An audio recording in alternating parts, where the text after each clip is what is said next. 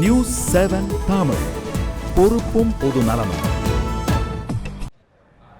பெரு நாட்டில் தனிமைப்படுத்தப்பட்ட பழங்குடி இனத்தவர்கள் இரு கிராமங்களில் புகுந்து பல்வேறு பொருட்களை கொள்ளையடித்து சென்றுள்ளனர்.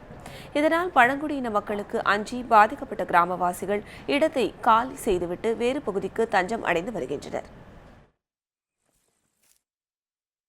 பெருநாட்டில் பிரேசில் எல்லையையொட்டி அமைந்துள்ள கிராமங்கள் மோண்டி செல்வடோ மற்றும் பியூர்டோ நியோவோ.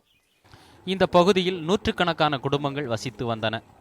இந்த பகுதியின் அருகே உள்ள தனிமைப்படுத்தப்பட்ட பழங்குடியினர் ஈட்டி மற்றும் அம்பு போன்ற ஆயுதங்களுடன் கிராமத்திற்குள் புகுந்து கிராமவாசிகளை மிரட்டி உணவு மற்றும் உபயோகப் பொருட்களை பறித்து சென்றனர்.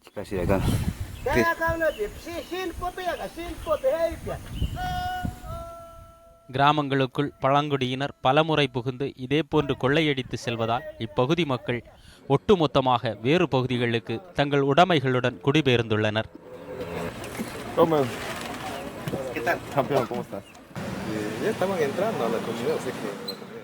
எங்கள் பகுதியில் பழங்குடியினர் நுழைந்தனர். எங்கள் மீது அம்புகளை கொண்டு தாக்குதலில் ஈடுபட்டனர். பின்னர் அவர்கள் அம்புகளை கீழே போட்டனர். பின்னர் எங்கள் கிராமத்துக்குள் வந்த அனைத்து பொருட்களையும் சூறையாடினர்.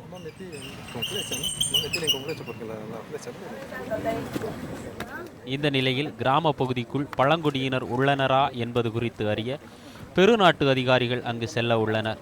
இதைத் தொடர்ந்து அங்கு பழங்குடியினர் இருந்தால் அவர்களை விரட்ட நடவடிக்கை எடுக்கப்படும் என தெரிகிறது. பிரபாகர், நியூஸ் 7 தமிழ்.